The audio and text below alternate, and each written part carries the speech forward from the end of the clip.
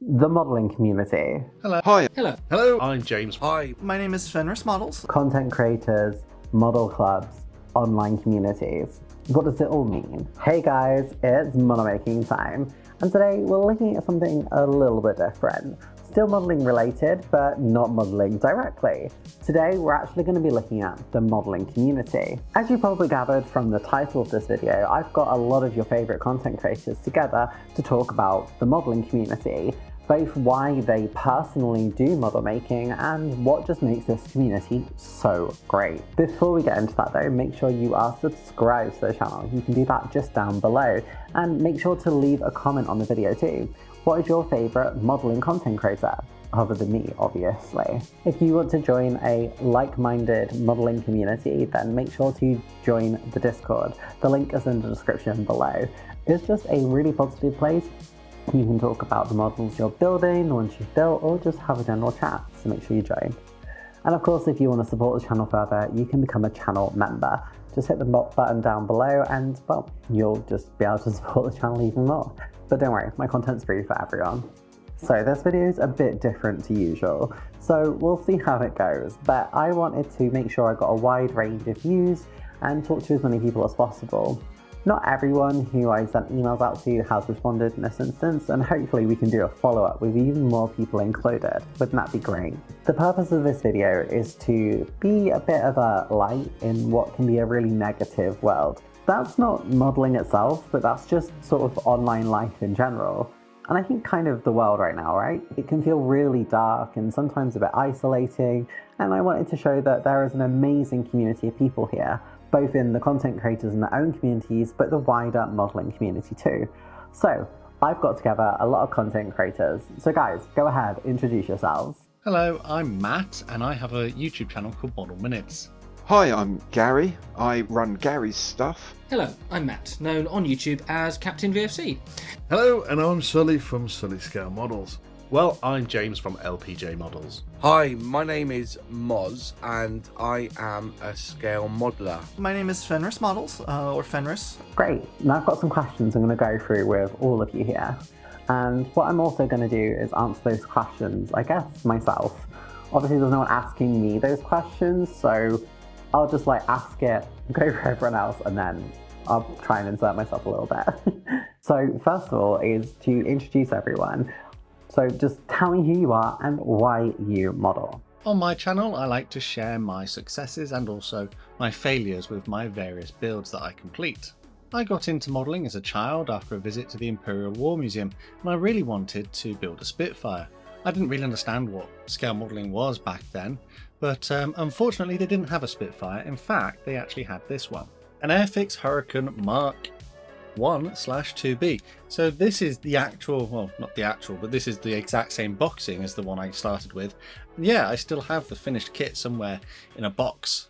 But generally I enjoy modelling because it's a hands-on activity. You get to learn new skills, techniques and history about the things that you're modelling. And to be brutally honest, I just enjoy it. Why do I model? Well, it's my livelihood. It's what I do.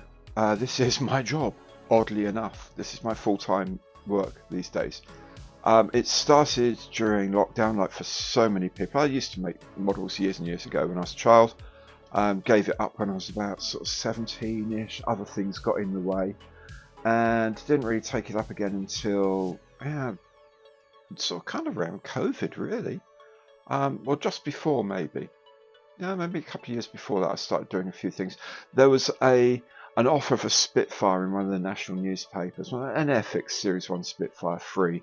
And my wife got one of them, was going to give it to the granddaughters to build, and I said, whoa, no, I'm building that. They're not fighting over it, I'll build it, and then, I'll have a chat, see if they want to do some. They weren't interested, I was interested, I got the bug again, and I started building them.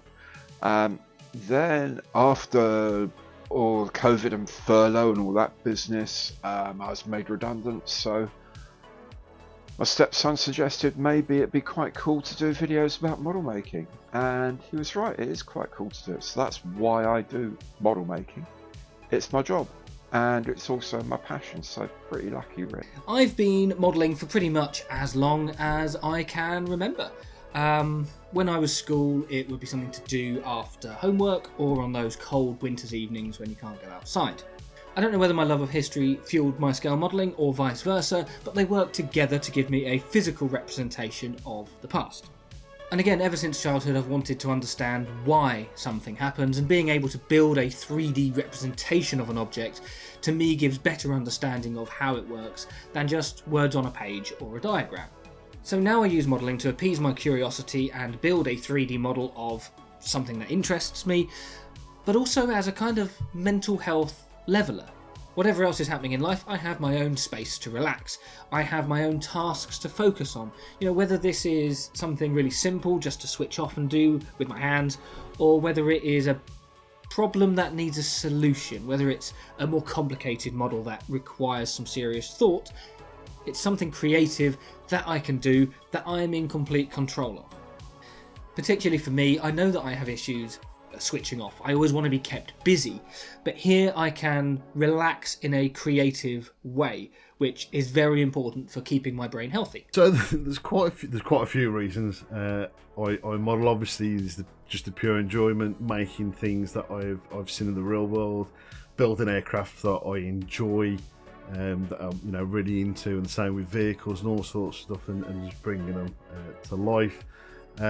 But because I, as a kid, suffered really badly with dyslexia, I didn't do very well through school. At the time, it wasn't a thing. It wasn't sort of something that was recognised. So I sort of learnt to do things a little bit more, I was going to say artistically, but it's basically more stuff with my hands, sort of more physical stuff, and just because I'm quite a sociable person as well, so interactions like that I'm generally quite good with. So, being able to put that into modelling as well has helped me quite a lot, to sort of relieve a lot of stress as well, and just being able to do things with my hands. I just enjoy building things and creating things.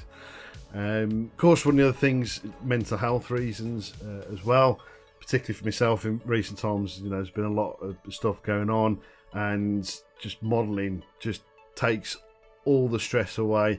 There's just me, the kit at the bench, and I'm just in my own world, enjoying myself, creating my own little, literally my own little worlds, and stuff like that. So that's one of the big things for me. Also, hopefully helping to help other people. Again, because obviously I've got my YouTube channel and my socials, and it's nice to be able to show people, things, how they can be done, actually how easily can be done, because a lot of times certain things can seem daunting.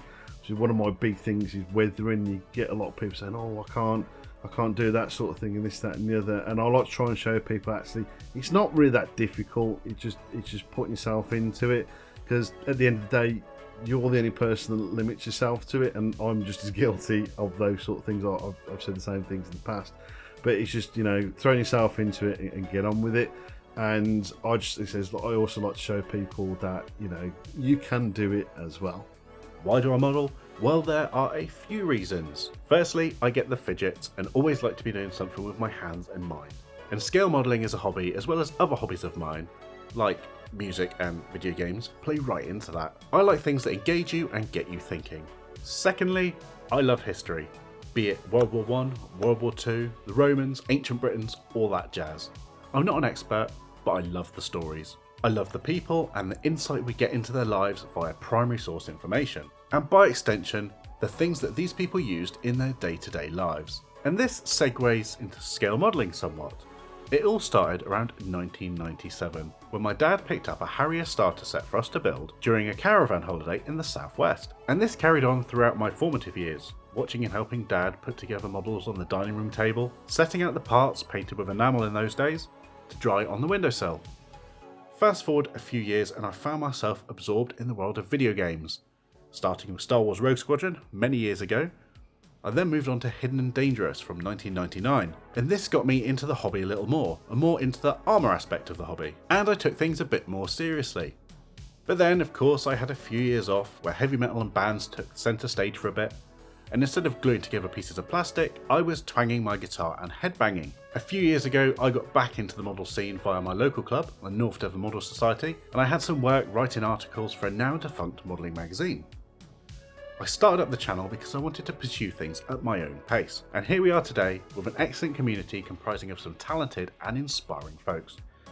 I was brought up with model railways, and I basically built buildings and bridges and platforms for my model railway set, and I then fell into building vehicles. My main love when I was a youngster was space, and I had the opportunity of building little space models and stuff, and it's kind of come on from there. And then I took a hiatus because obviously I became a teenager, football and things came into my life, and then I think in my mid-20s, maybe a bit later on, I picked up a starter set, but it was a Revell model kit with the paints and the glue, and then I finally got back into doing scale modelling. And my primary reason for modeling is mostly just that it's fun. It's a nice creative outlet. It's very it gives me time a little bit, but at the same time, being in with all these communities, there's also an element of social interaction that we get that I have a lot of fun with. Yeah, it's mostly just that it's a lot of fun. It's very relaxing, and yeah. And I guess that leaves me. Obviously, I'm a modeler, and I started modeling when I was like a little kid. My dad got me a 1/48 scale Spitfire kit, or at least that's the first one I remember doing. There were probably more before that. And he also gave me like his Airfix, the ones that were pre-made Airfix like tanks, and there was like a duck transport, and I had like the pontoon bridge and the coastal defense, all that stuff. And I used to just play with them. And then I remember when I was probably in secondary school, I made like a rule set for 1/72 scale like combat, and it kind of worked. I used to play it with my friends. Yeah, I was obsessed with it. Oh, and obviously I just love aviation. I've been going to air shows since I was like 5. So being able to build the planes that I love seeing fly, and some that I've never got to see fly, is I love it so much. I took a little bit of a break, I guess, when I was like going through uni and finding out who I was and what I was. And I think once COVID hit, I guess like for a lot of people, I started rediscovering the hobby. I'd already been doing it passively anyway, but I'd had a website before that I'd done, and I thought, well, why don't I do YouTube as well? And one of my main inspirations for that was Model Minutes. And then ever since then, I've just been doing content creation, but also modeling. It's just great for me. I really enjoy it. So hopefully we've got a wide range there, but I know there are some themes. But what I've asked everyone next is, what is your happiest moment or memory from the YouTube modeling community? So I suppose if we're talking about like YouTube modeling, I think the best moment was when I was invited to the Airfix HQ back in 2022, I think it was. It was a few years ago now. And if young me was going to be told by old me that, you know, I'd go and take a tour around the sort of factory and meet the people who run Airfix, I wouldn't have believed them. And now, you know, just from me putting videos online, I got invited to have a look around their facility. So that was probably one of the most exciting achievements or moments in my modeling time here on YouTube. I do bits and pieces with Models for Heroes, the charity, and through them I came to hear of this guy, and I actually ended up speaking with him, who had built an Airfix 1/24 scale Spitfire. He'd been given by the charity. I think he'd been given it by the charity. Taking him ages, really proud of it. Decided to hang it from the ceiling and dropped it and broke it. And you could tell how much that model meant to him. Like so many ex-service people, he's difficult to get a read on because he has a front, but you could see behind the front there was some actual real hurt that this had happened. And so I very luckily was able to facilitate a few things here and there, and someone to ask about this and that, and It kind of all snowballed, and eventually we managed to get a brand new kit sent to him. I was just going to try and get a couple of replacement frames from the manufacturer to say, look, I know who made this. Have you got a spare frame that's maybe got one bit that's wrong that you can't sell that you can send in? And anyway, long and the short of it is, due to the astonishing generosity of people in the community, he was able to get a brand new 1/24 scale Spitfire kit, and the joy and happiness that brought him made everything worthwhile. It was very touching, very moving, because you could see how much it meant to this guy, and it was just so nice to be able to give just a tiny little thing back to someone who had given so much to his country. That made me very, very, very happy. That was a great day. Okay, so I'm going to have to answer this with a bit of a story time, because there are obviously loads of happy memories. For me, I'm going to have to go back to the beginning, back to how my YouTube journey started. Throughout all these years of model making, I would be behind closed doors. The models that you see here would all be in my room, out of the way. Yes, sometimes people would express an interest and they'd get a little tour of them. I'd go and show off the latest thing that I was proud of, but generally speaking, this was something that I kept to myself. One day, for whatever reason, I decided to look for something model related on YouTube. Now, previously when I had done so, I found it to be very frustrating. Everyone was showing off exhibition level models that had used tools that I would have no idea how to use and did not have the money to buy. And whilst this makes for a great end result, I found the whole experience to be completely unrelatable. But this time I stumbled across a channel that was different and much more relatable. The models were still good, but the creator was open and honest about their mistakes and was so much more down to earth than I'd experienced before. The channel was none other than Model Minutes. Through their content, I not only began to feel more comfortable about my own experience, but picked up some tips and tricks along the way and was able to improve. I then saw them live on another channel, none other than Moz6510 Models, and somehow, after a few beers and some newfound confidence, I found my way onto Airfix and Chill myself. I can remember being on these early streams with banter cannons on full blast and people commenting away and asking questions about my models. My models, these things that had never really been seen by the public. And then after the streams, we'd often be talking, and I was recommended, or I suppose peer pressured or bullied into making my own content. And to be honest, it was a bit wild, to think that people would watch what I'm sharing. And yet here we are. I think the happiest moment of my YouTube community is actually having one. It's a bit weird sometimes to think that actually people will stop and look at your work and the things that you do and interact with that as well. So it's odd. Like I said before, I'm quite a sociable person, but when people start commenting on it and saying really nice things, it's a bit odd, and I'm not sure how to react to it. But yeah, I think it's probably actually the physically having a community and seeing numbers grow on particularly YouTube and on Facebook and Instagram.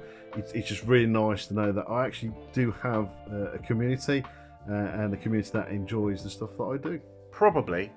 Definitely meeting a lot of my fellow creators at the first Airfix day we had. Meeting with the like of Model Minutes, Moz6510 Models, Modelling Weekly and the Model Nerd was really cool. We all got to chat and lark about, and putting faces to names was such a cool experience. There are a few YouTubers who I haven't yet met, Miss Modeler included, as well as Sully and others from our little group, and I'm looking forward to meeting them. Another YouTuber I spend a lot of time with is Sarah from Staples and Vine. She happens to be the chair of my local club. She does really cool sci-fi builds that she usually designs and 3D prints herself. So, spending the time with the community in person when I can. I'm not a big online chatter, so it makes it all the more special when we do get together and see each other. I think my happiest moment with scale modelling was when I first bought this house and I was able to create this as my model room. Well, originally it was for my online business, but that got too big, and I ended up getting a unit to do my online business, and I created this room into a scale model cave full of model kits. I've got loads in the loft, by the way, which is where I originally had a little model bench, but I was able to create this space as a way of building model kits and filming what I do, hosting live streams, and it has everything in here that I need, and lots of things that I've bought that I don't really need. Well, as cliche as it's going to sound, it's probably actually when I got started with YouTube, and how immediately I was kind of welcomed into the group, joining Airfix and Chill on Monday nights with Moss and everybody else. And then kind of forming friendships with everybody, but specifically with Miss Modeler and Captain VFC, just having very close friends within the modeling community, and how immediately I was welcomed and felt like, oh yeah, you have only one video out, but you belong. You're part of this group. You're part of this community, and we want to see you grow. And again, it's been across the board. I don't think there's a single YouTubing channel, at least out of our little group, that doesn't behave that way. Everybody is very, very welcoming, very friendly, very helpful, and really I think that's it. That it's just that camaraderie, that friendliness, that it's not something you see in a lot of other hobby spaces. Sometimes when you're new, there can be this element of you're still learning, you're still the new guy, you're a newbie, and being kind of taken seriously can take a little bit of like you have to earn it almost. And it's not to say that the modeling community can't be that way sometimes, but with this group and with the YouTube community in general, I don't think that's really been the case.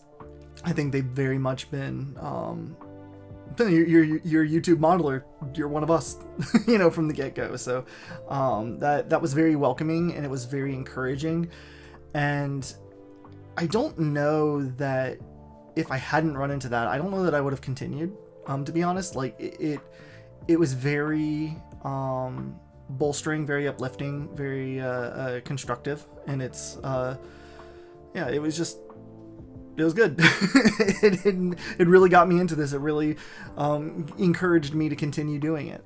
So I guess in terms of like my happiest moment, I'd have to say my happiest moment every year is Telford. And that's not because I just love Telford. I mean, I do, who doesn't? And it's not because like now I go with Miss Modeler either. The reason I love Telford so much is because I get to meet you guys. And like, YouTube is nothing without having a community. And even before I did that, I was involved in the modeling community and started to get to know a lot of people. And since doing YouTube, I've got to know people even more, and like from further afield as well.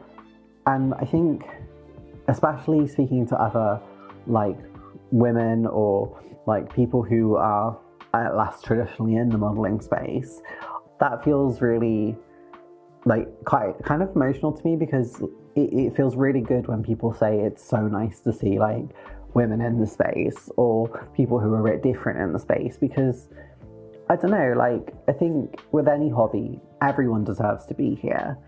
And I think going around and seeing people and being like, oh my god, your kind words, it meant so much to me. It was so cool seeing my thing on a video. And really just highlighting that anyone and everyone can do this hobby. I think that's why this hobby is so great in the first place. So I think that's why every year my happiest moment, I guess, gets added to or gets replaced by like the next edition of Telford, because I get to meet all of you again, and it just every year just fills me with absolute joy. It's like Christmas, and then we get Christmas afterwards, so it's, yeah. But I think that's my happiest moment, like in terms of like YouTube modeling, because I'm not the best modeler in the world, but I built like a really nice, friendly community, and it's just like so nice to like see you all in person, and I don't know, it's just really joyful. Well, now we've heard about everyone's successes in terms of, YouTube and being a content creator. Let's talk about modeling specifically. So what is your proudest achievement in modeling? I don't really think I feel like I achieve a lot sometimes. I mean, every time I finish a build, I feel like I've achieved something. But I suppose helping other people is a bit of an achievement, isn't it? When you get a message from someone and they say, hey, look, I saw your build, you had this problem, I had this problem too, and the fact that you managed to solve it in some way has really helped. I really like that. I mean, if we were going for like some sort of physical achievement, a little while ago I sent off my custom models for Heroes Spitfire, 2 models for Heroes, so they could display it on their stand at various shows, and apparently they put them all into some sort of competition. I didn't win anything like major, not like best in show or anything, but I did come away with this little coaster with models for Heroes on it, so that is on my desk all the time now. So that's kind of an achievement, isn't it? I've never really won an award for my modelling, and I suppose this is like the first award I ever won for it. Oh, my proudest achievement in model making, probably, I'm going to say when I made a model of my dad's ship. My dad was in the Fleet Air Arm, and his first ship he served on was HMS Triumph, Colossus class light fleet carrier. He served just after the war, so he served with 800 Naval Air Squadron on HMS Triumph. They were sent out to the Far East, and whilst in the Far East, the Korean War broke out. So they had the Malayan emergency in 1949, then Korea in 1950. They were the first British aircraft carrier on station, flying Seafire 47s in 800 Squadron, and 827 Squadron on Triumph were flying the Firefly Mark 1. The Seafire was really pretty much a second line fighter by the time they got there. Eventually other ships, Triumph, Theseus, Ocean, Theseus, and another one, Warrior maybe, they were able to go on station with their Sea Furies, and everyone remembers all about Sea Furies, but the Seafires were there first in 800 Squadron, and the Fireflies of 827. So I was able to get a 1/400th scale model of a Colossus class carrier, Hele, to the Aramanche, French aircraft carrier, which was HMS Colossus originally, was sold to the French. So I was able to make that up as HMS Triumph. Got white ensign model, did a load of photo etch, put a load of photo etch on it, including the nameplate Triumph, which is fantastic. And I was able to give it to Dad, and as a memento of his service in the Fleet Air Arm. And that, being able to make Dad's carrier for him and watch the joy he had looking over it and pointing out things, picking holes in what I'd done, I will have to say, he maintains I put the Union flag on across the flight deck in the wrong place. I don't think I did, but there we go. Anyway, it was a great moment to share, to give him this model with all the little 400 scale planes on it and everything. That was a good day. That was fun, and I was proud of the achievement of having made something that made my dad happy, and he could share his memories, and that was cool. I was proud that day. Not being afraid of an airbrush. It sounds silly to be afraid of a tool, but the airbrush is what I saw as the obstacle between me as an amateur and an almost professional. Somebody who I would say is good. I was always very harsh on my own models, even though I thought they looked good for me. I still thought they looked rubbish compared with what you see on YouTube or in magazines. Well, with the help of my peers, I managed to buy an airbrush, and I'm getting better with it. And by no means am I great with it, and I still make loads of mistakes. But I'm making models that I never thought I would before I bought one. Before YouTube, I never thought I would get the sort of results that I'm getting on some of these models behind me. Proudest achievement. Now, I can't really say there's one. There's 3 particular ones that stick out. The first one is my first 1,000 subscribers, which meant I could monetize the channel. So that was a great achievement, because that was something I thought I wouldn't actually get to. The second one is actually having Airfix approach me to have an article of one of my builds in their club magazine. That one was my Sea King chicken coop build. So again, I like to do things. I like to think I do things differently, but I definitely do things that are a lot more awkward than they probably need to be. So I really wanted to do the seeking, and I was struggling to figure out how I wanted to do it. So like, do I do it properly? Because I do love the seeking. I kind of do want to do it properly. Because you've got lovely weathering of the exhaust smoke that runs down the side and the filth on them. Or do I do one ready for scrapping, which again is right down my alley of making things looking really rough and ready. So I put a community poll on it because I wasn't sure on what I wanted to do. It was very, very tight, and it literally just went over to doing it properly, which I was quite happy about. But then a good friend of mine, James from Tobardigo Model Works, suggested, why don't you do it as a chicken coop? And that was it. The seed was set, and I set to work at looking how to figure out making a helicopter into a chicken coop. So that was a lot of fun. The model actually itself was probably an achievement, really. But Airfix had seen this and has approached me to do an article on it. So that was really cool. That was one of my little goals in my sort of modelling career, was to get at least one model in an article, no matter how small the magazine. But the fact that it was Airfix was just absolutely awesome. The other one, which is probably a kind of controversial achievement, but I actually managed to get people that wound up about a model. One of the best comments that I've ever had was calling it an... So, backstory to this. So I had the Airfix 148 Chipmunk, and unfortunately the canopy at the rear was damaged, and I was trying to figure out how to make it look sensitive of it being there.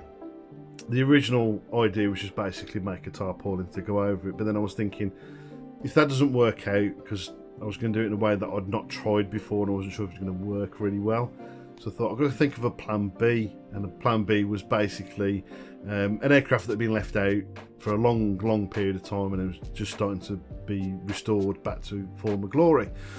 So I thought, well, I could remove the instruments and leave one in there, drill some of the instrument panel instruments themselves out, and leave that in the cockpit and bits of all sorts of stuff all over the place. I put speed tape down the wings where the fabric had torn. Put a load of moss weathering effects on it, and one I've been ribbed for a long time is the bird's nest, which I stuffed into the engine. And again, Airfix, which was awesome, had picked it up. I'd also done, I suppose technically this was the first blog I actually did for them, on their website. I've actually forgot what it's called. I think it's On the Bench, if I remember rightly. But their online, blog thing, and I just, for some reason, stupidly just assumed that's where it was going to stay. But they actually posted it across all the other socials, and somebody sent me a message saying you've brushed a few people off. Now I actually already knew, because I've seen the link, what this was. And reading down some of the comments, it was quite a mixed bag. There was a lot of people that really enjoyed it. There was a few people like, it's not my thing, but they appreciated what I'd done. But then there was the people that absolutely hated it, because chipmunks are always kept pristine. They're always pretty, all this, that, and the other. And a lot of people were backing me up, saying, if you read the blog, the point of it is, I've had to make this damaged part work, because Airfix didn't have any spares at the time, and make it work within the model, with just rather than just having a cracked windscreen.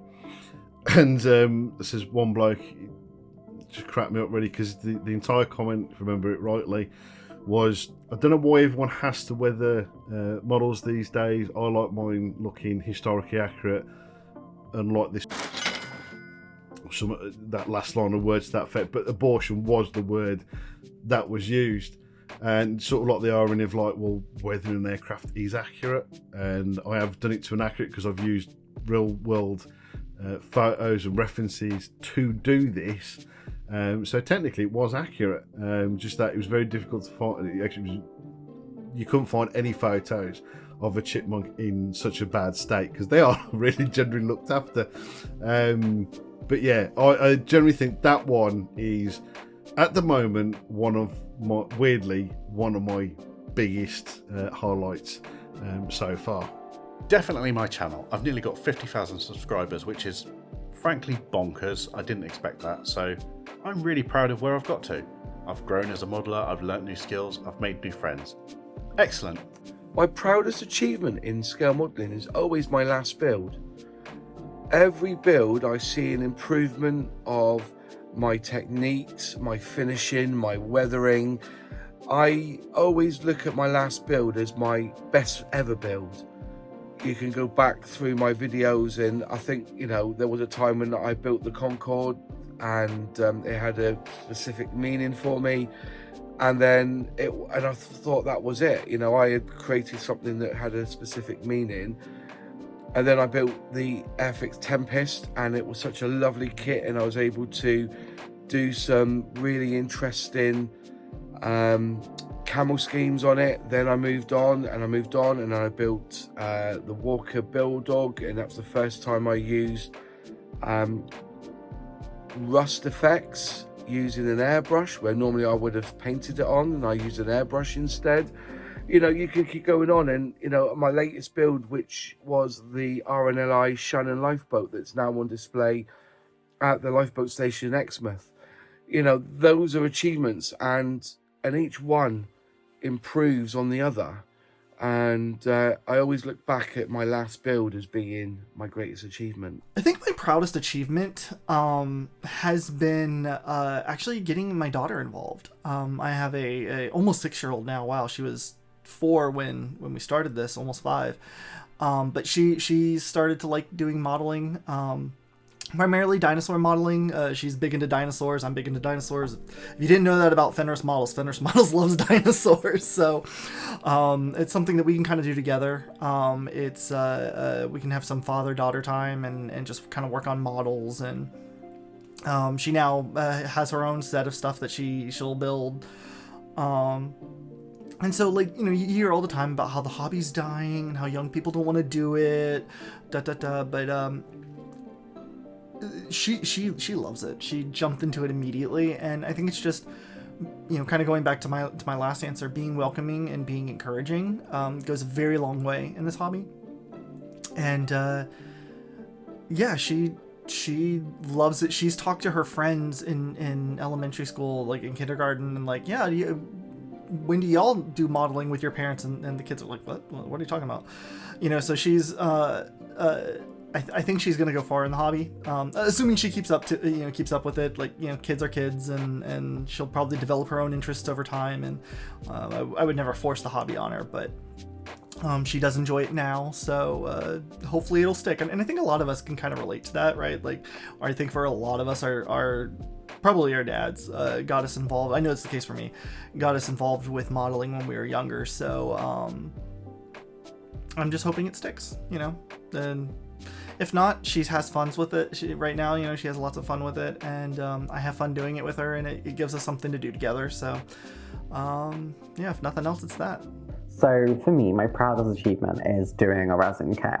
And I have told the story a million times, but I've always been fascinated by weird or obscure aircraft. And the day I found out that the Fokker Mach trainer was a thing, I was obsessed with it, and I really wanted to do a model of it. And I remember buying a kit of this years ago, and I never got to finish it because I was in a really unfortunate situation. And then when I did get to finish it, was many years later. I bought it again, and it was my first time ever doing a resin kit, and I was terrified. But then by the time I got it finished, yes, I got one of the decals wrong, but overall I actually like it. And still to this day, I look at it and go, that's not that bad. Obviously, I wish I could do it again now.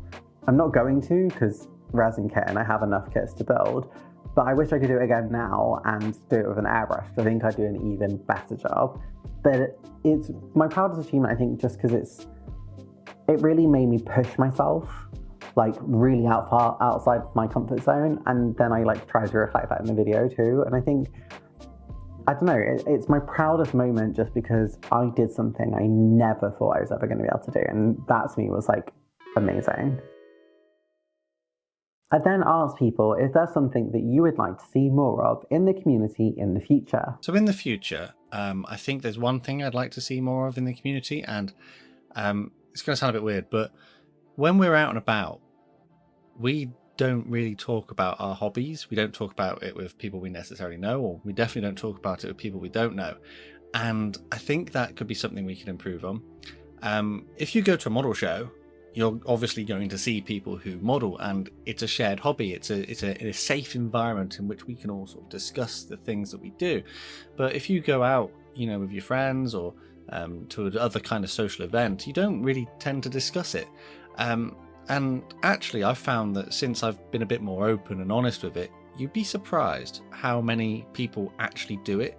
The number of times, people say to me, "Oh, what do you do for a hobby?" And I'm like, "I build models." They're like, "Oh, I build models," or "I'm into Warhammer," or "My dad used to do that," or "My brother did that," or "I've got someone I know from school who does that," and they really enjoyed it. So I think actually talking about our hobby is probably one of the best ways to. I feel like there's this sort of stigma where it's behind closed doors, and then we don't talk about it. And I think that maybe just being a bit more open. I mean, you go onto YouTube, there's literally hundreds of thousands of videos about scale modeling. So it's not like we're exactly being quiet, but I think just in society, we could say, yeah, I do that and I really enjoy it. And actually, sometimes when people say, well, what do you build? And I show them pictures, they go, oh, wow. Yeah, no, I was, I don't know what they were expecting, but they honestly don't think, oh, that's what I was expecting to see. So yeah, you never know. And you never know what opportunities might come up as well, because you might discover someone else who may be willing to, share tips and techniques with you. So yeah, a bit more sort of willingness to discuss our hobby in public, and also be ambassadors for it, because at the end of the day, that's how we get new people to start, isn't it? By sharing our passion. But I guess in my little corner of the model making community, my little cubby hole on the very boundaries of this huge community of model making, I'm very lucky in that so far, at least, the people that have come to join in with me on my Facebook group or watching my channel, the vast majority have been really good people, really nice people, really kind people. And I'm lucky that a lot of beginners, or indeed a lot of experienced model makers who run into problems with things, feel able to go to leave comments on my videos or post it in my Facebook groups and say, ask for help, and people, rather than going, oh well, you shouldn't have done that, or oh, what a load of rubbish, or what you do see from time to time on YouTube and on Facebook, instead of that, you'll get half a dozen replies from guys saying, oh yeah, I did that, but then what I found was, or yeah, I ran into that trouble, but someone once told me that, and they'll offer advice and help and support, and people will post the pictures of what they're doing, and they're thinking, oh, it's a bit rubbish, but I'll show them anyway, and people give you really good support and say, yeah, do you know what, great start, really not, are you happy with it? If you're happy with it, that's job done. And I like that attitude.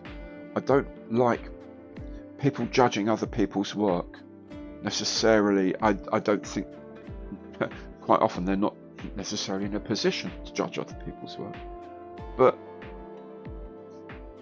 I would like to see less judgment and more support. And as I say, I'm very lucky in my little tiny solar system within the universe that is the model making community.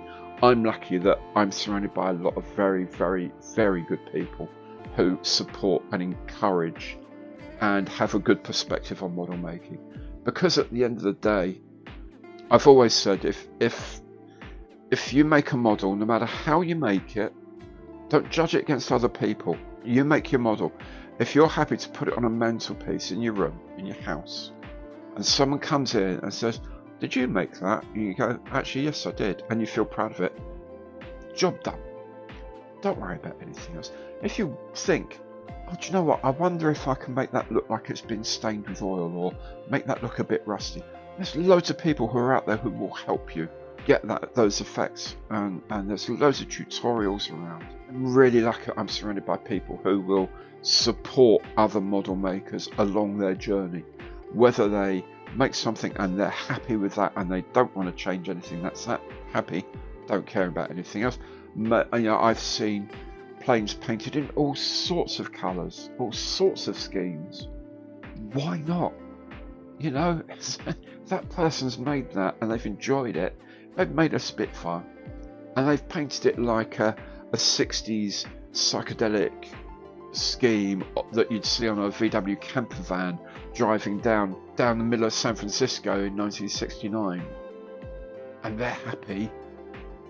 They've done a great job in my book, and that's the sort of thing I'd like to see more of. So less judgment, more support of each other's efforts, and celebrate what we all do in this, and don't say, oh, it shouldn't be this or it shouldn't be that. It should be whatever you want it to be, and that's what I'd like to see more of. I've really enjoyed some of the group activities that I've seen in the community, rather than just all of the channels jumping on a review of the new kit, being able to support each other with a certain theme or a group build. So for me, French February or the F-15 What If build, something like that where we are doing different things within the same theme, have been really, really helpful. I want to see more of supporting each other's ideas and talking about the positives. You know, it doesn't have to be negative.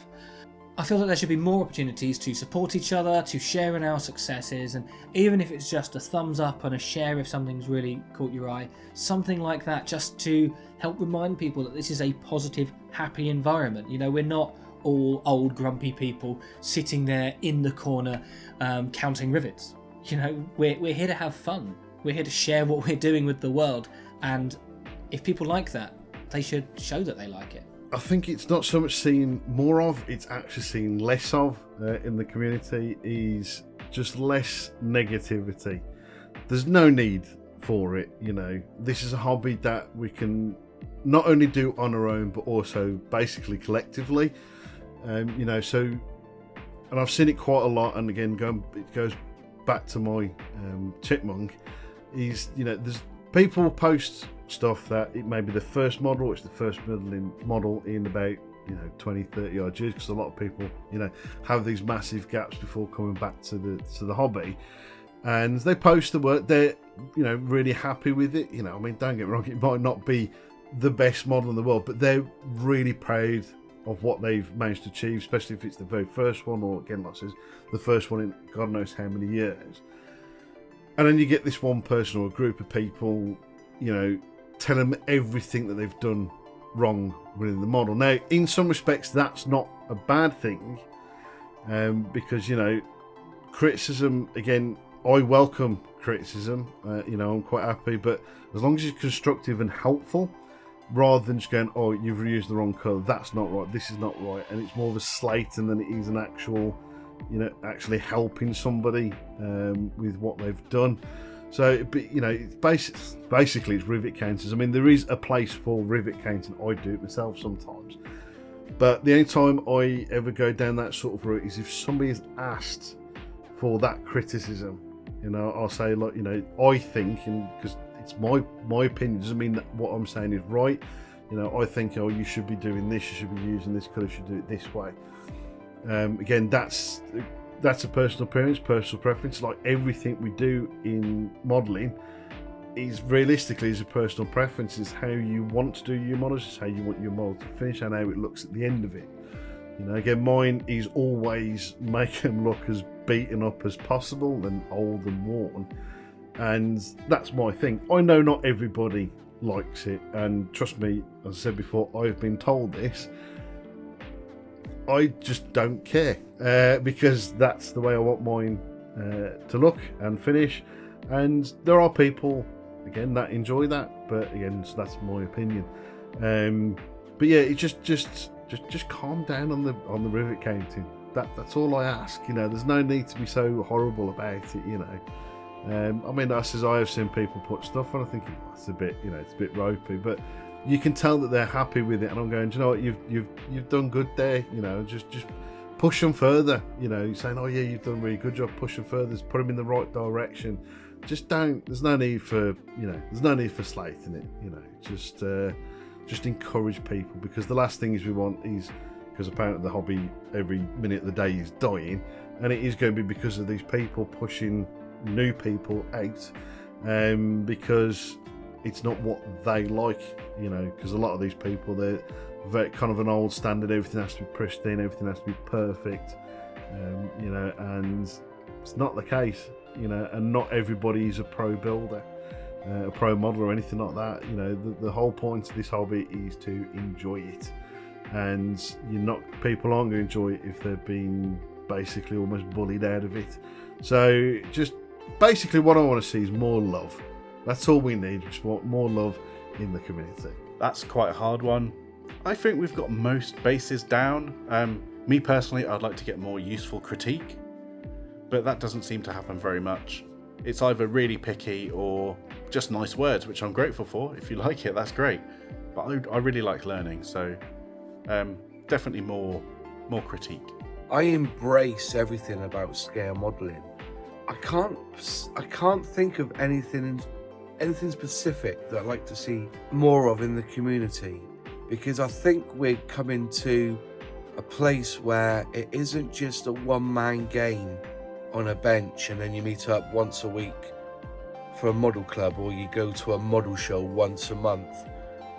Scale modelling is 24 hours now, if you so wish. You can go to bed and put your iPad on and watch a video of somebody who's built a scale model that you're interested in, or reviewed a scale model that you're wanting to buy, or, you know, or unsure about buying. The community has got to a place where everything's available for you now, and you don't have to sit at your workbench alone anymore. There's lots of live streams that you can interact with. If you have an issue, you're only 2 clicks away from a search box and see a way of getting around a situation. The community for scale modelling is at its best at the moment. We have all this technology that we can talk to somebody in Australia, talk to somebody in America, talk to somebody just down the road whilst you're still building a scale model. We're at a glorious time, and embrace it. I certainly do. Every day when I'm at my bench and the model's in front of me, I have a YouTube video playing in the background, or I have a podcast, a live stream. I've embraced that, and I can't think of anything that I could want more from scale modelling. Scale modelling has become a medicine for my mental health. It's become a place where I can close the door to the outside world and be in the company of fabulous scale modelers. Yeah, as much as I've been talking about all of the positivity and everything, I think one of the things that I would like to see is more of it. And that's less on the YouTuber aspect, although there are a few channels that kind of thrive on dissension and thrive on being problematic and thrive on hot takes, which I understand it from the YouTube algorithm, but I don't like it. You're never going to see that on my channel. Like, at the very least, I'm presenting things the way that I do things, and if you do things a different way, cool. You know, it's your hobby, it's your time to have fun, and I just want to see more people have fun and enjoy it. I want to see less of people putting down other people about the way that they do things, the way they approach things. The thing that makes me the most upset is when I see people putting down other people for not weathering or over weathering, or oh, that's not realistic, or oh, you know, you did it too cartoonish, or, you know, insert reason why your model's bad here. And that's not to say that we need to be overly sweet with our words, you know, like I'm not saying to give false platitudes, but I'd like to see more positivity and welcome. Like if you tell somebody that their model's shit, that's not gonna make them want to build another one, right? Like, you're pretty much telling them we don't want you in this hobby. Saying, oh, I see you did a good job on, you know, this and this. Here are some elements to work on. You know, tone and how you say something matters, right? And that's the case for the world in general. And I think I'd just like to see people try to be more mindful with their criticisms.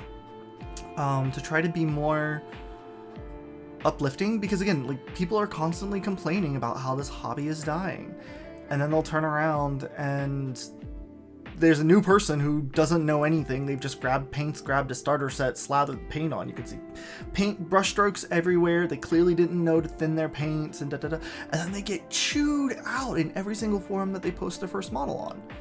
You think that person's really gonna want to stay in the hobby? No, if you're doing that, you're part of the problem as to why the hobby's dying. And so I guess I just like to see more people not not do that. That's probably my number one.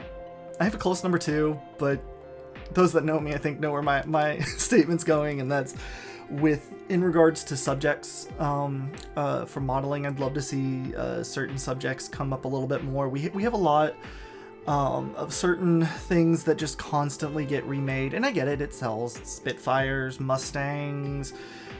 I get it. I can't fault them, but I'd love to see more niche subjects pop up. Whether that's from kit manufacturers making them, or in the 3D the 3D printing markets, coming out and being reasonably priced to be able to get them. Because specifically what I'm talking about, dinosaur models. I'd love to see more dinosaur models, but those with 3D printing, you easily $200, $300 model kits, and that's just not. Anyway, that's a whole side comment though. I think there's a lot of different ways that people might answer this question.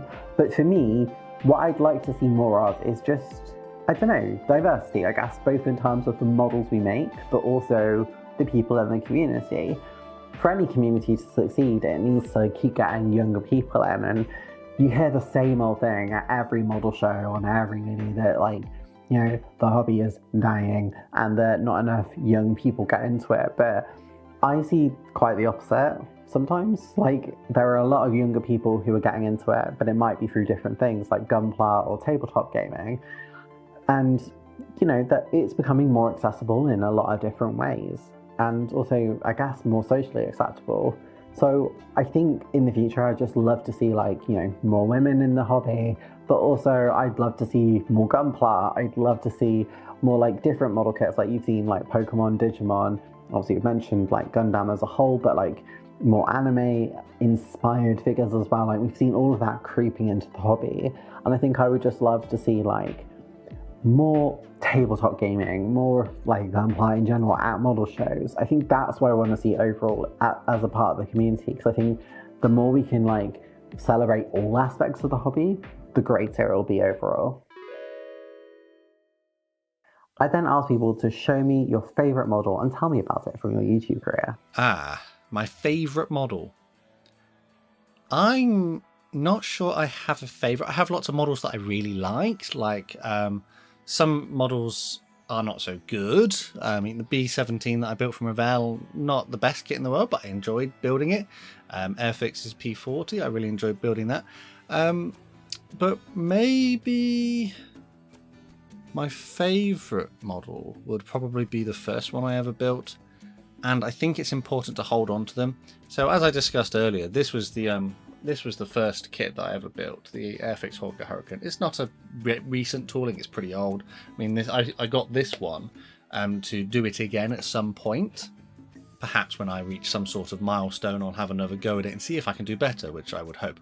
But I do actually have the very first model I made. I'm sure you can see from these images that it was absolutely atrocious, but I think that's important. I think it's important that we hold on to early attempts or bad attempts, and you can share with people that, at this point in your modeling time, you weren't always like this. I mean, I definitely wasn't, and I'm always learning. There's always something to improve, but it's good to look back on, because sometimes you can't really see the progress that you're making unless you have something to compare it to.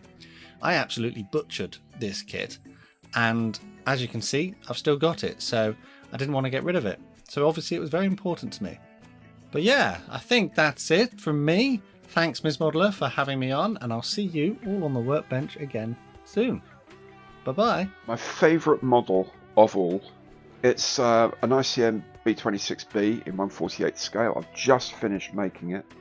I painted up the ICM crew figures, the United States Army Air Force crew figures for it as well, in 1/48. and I've done a diorama base for it, or a display base for it.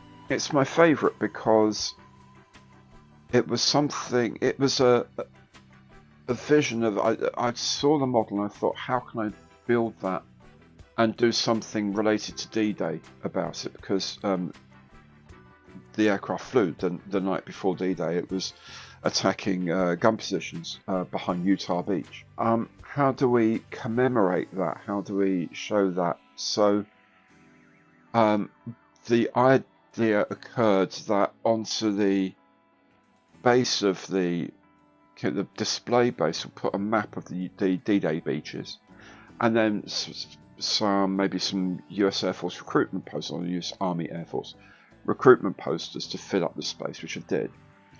But then I thought, well, where was that aircraft on the night before D-Day? And I looked up the aircraft and squadron it was in, and as I say, they were sent to attack a place called Varville behind Utah Beach.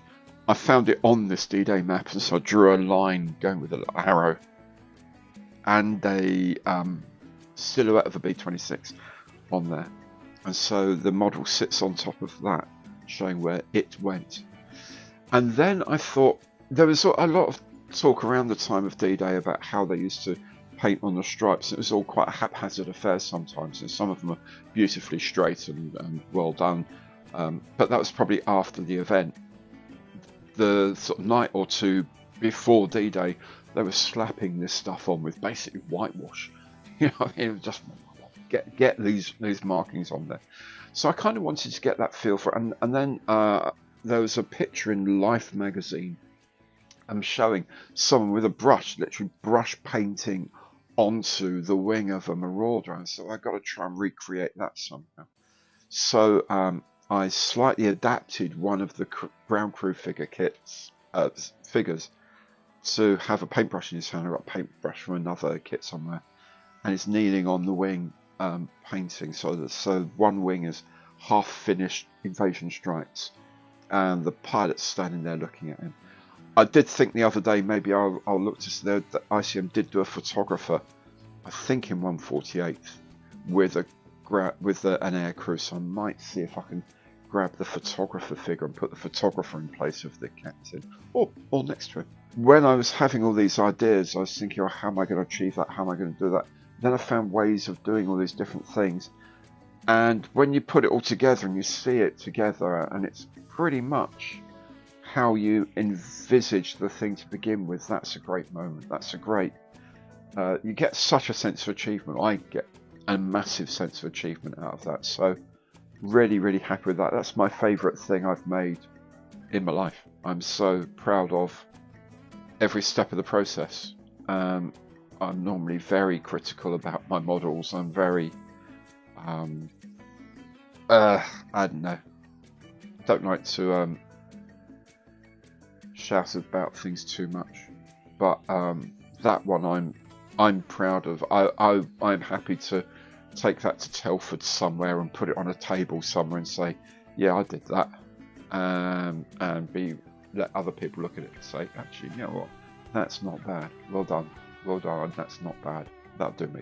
This is actually really difficult for me because my favourite model generally changes depending on my mood, or it's the most recent one that I've done if it's got an obvious improvement over the previous. So the ones that immediately come to mind are things like the Airfix B-24 and the Beaufort. Both are ones which I was really proud of the results, but that's not what I'm going to go for because of YouTube. Part of being a content creator as well as a scale modeler is trying to make sure that the content is watchable and hopefully popular. Whilst I generally build what I want, I am still conscious of not throwing too much of the same thing onto the channel and not doing too much of one thing over another, which does sometimes take the fun out of it. So these models are the Dora Wings 144th scale GB Racers. These things just made me laugh and made me smile when I saw them in the shop. So I bought them. And I didn't really care if the video would remain unwatched because these things brought joy to my day. A few times I found my eyes straining, but these were actually really good kits and very enjoyable to make. And I see them as a testament to this tiny scale and the quality of Dora Wings. Are they perfect? No. Could the instructions have been more helpful? Probably. But what matters most is that I wanted to share this silly video about these silly planes, regardless of the result. And I even got my partner involved to help with a little photo shoot that I did at the end. Oh, and the video? Well, people did watch it, so it's a win-win. But having people watch something that I just wanted to share because I thought it was funny just makes these models stand out, in my opinion. Finally, I just want to say a quick thank you to Ms. Modeler for asking me to take part in this. It has really got my brain working and got me thinking about what I like about being part of this community. So thank you very much. Probably always the hardest question. I think my favourite is going to be the Airfix 148 Fairy Gannet. A lot of people that know me and Lexi, some of the guys will say, "Oh, it's the Sea King, the chicken coop." But for me, I think it's the Gannet because I feel when I finish this model, because it's based on an actual aircraft that had been sat outside for an extremely long time. It was in very poor condition, and I was very lucky from somebody else to get a load of reference photos of the aircraft, and I've got tons of details to work from, which I managed to put pretty much 90% I think of into the build, and it was actually one of the few that once I sat back from it finished, I was like, I've pulled that off. I've actually made it pretty much look exactly the same as the photos. So yeah, I think that there'll be a few that probably disagree, but I think the Gannet is by far the best build, best finish, and definitely my favourite build. Okay, so this is the last question. Show me your favourite model and tell me about it from your YouTube career. Okay, so bear with me on this. This is my favourite model. It is the Das Werk Schwimmwagen Triple in 135 scale. And why is it my favourite model? It's my favourite model because I haven't finished it yet. If you know me, you know I like learning, improvement. It doesn't always happen. But I love the process. When I finish something, yeah, I bring it out to display its shows, but it doesn't really hold any sentimentality unless it was given to me by a friend or a family member. So my favourite model is the one I'm working on right now, because after that I pretty much forget about them. Easy. So that's been me, James from LPJ Models. Thanks to Lexi for doing this. I'm really excited to see what other modelers have got to say. Anyway, that's me. Bye! Woo! So, well, I know I've shown an awful lot. It's probably this model right here, this diorama. I did this as a what if for a group build, kind of a past meets present type thing. And it was a lot of fun to build. It was, first off, it's ridiculous, and I love ridiculousness. I love a good silly diorama, something that is non-standard, just something that, especially dioramas that really show off a person's personality, and I feel like this one kind of does for me. I know a lot of people know me specifically for this diorama, so I feel like it's kind of become like this is the Fenris diorama, if anybody ever says the Fenris diorama, right? Part of the reason why I loved it, or love it, I should say, I was able to do a lot of techniques that I don't normally do. I tried a lot of new things when I did it. The car, most of it's glued down. The car is the only thing that's not. This was, I doing this much damage, because I don't really weather my stuff a whole lot. And so being able to do like a ton of damage was kind of intimidating. And all it was is I just took a heat gun to the front of it, pressed the Triceratops in, and drilled out holes in the window, and then clipped it a little bit more with some snips, and removed a wheel and the doors. Like that was it. But it I don't know if it would have been something I would have attempted normally. And so kind of playing with new techniques is always an excuse. Whenever I have an excuse to try something new, I like to go ahead and take it. And so there was a lot on that. There was that bit. Some of the diorama basing stuff was new. For the Triceratops itself, some of the stuff I did was brand new. Some of the weathering on the horns and that kind of a thing. So just overall, how I got to try new stuff, I got to be silly, I got to be myself, and I made something that's very unique, I think, and yeah, I think that's why, like that, and I think that's why it's probably my absolute favorite. It's my absolute favorite diorama, and I guess you could call it the favorite model as well for the same reason. So it's kind of multiple models, but yeah, if it isn't that, then I have a couple. There's a few more dinosaur dioramas that I've done with the little one, with Minifen, and those are probably close seconds but as a whole, because you can kind of see her growing in the hobby as you look at them, like when you look at the earlier ones compared to the later ones, and that's the case with everybody, but like her last two was entirely done by her. I was just kind of there, but 70 to 90% of the whole of putting together the diorama was her. So as a 5.5-year-old, and so yeah, I think those are the what I would call my favorites. And thank you for letting me be a part of this. I ummed and ahed about what my favourite model would actually be. I guess there's two, but one of them is not really from my YouTube career, and that's my SM79. So I'm going to cheat and say that one, leave a link in the description of the article I did on that and where I wrote about it, but then I'm going to choose a completely different model to actually talk about. So my favourite model from my YouTube modelling side, although I guess nowadays that's like most of my modelling, is probably my Renault Cauldron 714. So this is the Hella kit, and I did this as part of like French February, which is the thing I started doing, and now a couple of other creators do it as well. Hopefully it's going to spread more. But I did this kit because it's one that I just love. I remember seeing this as a kid and thinking, wow, that's a really cool looking plane, but I never got the kit. And there was like a model shop when I was a kid, and it was in there all the time. No one bought it, which probably should have been a sign that no one really actually cared about it, but obviously I thought it was a bit weird and different, so I really wanted it. And for some reason, I got to 30 years of age and had never built it. So obviously I had to give it a go. And I ended up building it and absolutely loving it. It's a really unusual kit to build, and I think if I remember right, I lost the cockpit like canopy glazing whilst making the kit, and I had to buy another one just for that, and then I found it later. But I don't know, I just loved the kit, and I airbrushed on it, and it was when I was just starting to get into airbrushing, and I freehanded like the little lines on it, and I did it really well. And I don't know how, because when I did the Lancaster at the same time, like that, I couldn't get like a really good spray on it at all, yet somehow when I did the Cauldron, I just managed to really control it well. And obviously now I feel more comfortable with an airbrush, but back then this felt like quite a brave thing to do.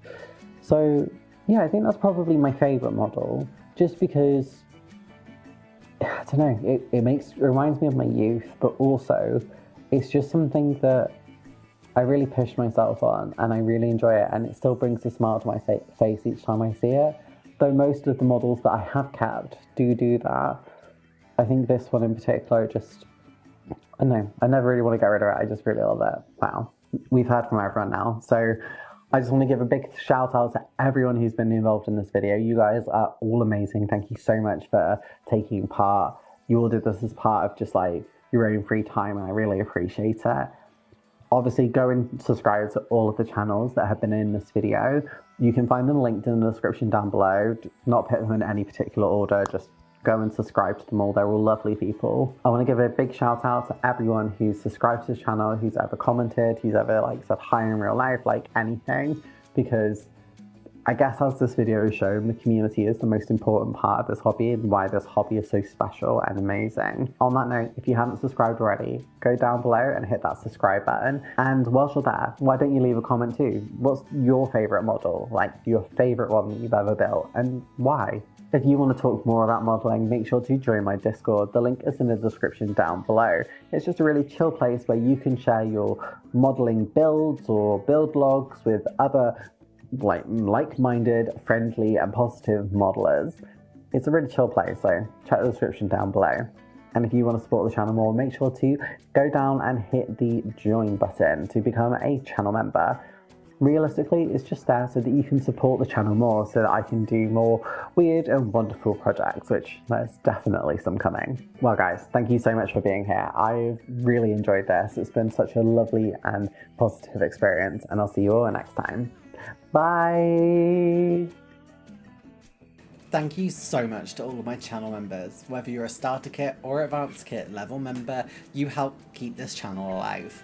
A special shout out goes to my advanced kit level members, including Dafty Duck, Buff and Genevieve Albridge, David Barber, Taggers365, Jeff's Dioramas, Iron Duke, and my longest time subscribers, or at least at this tier, Explosive Water and Crazy Loacher. If you've enjoyed what you've seen here today, make sure to hit that subscribe button, and there's a recommended video here just for you, so why don't you go check it out? Come on, let's go.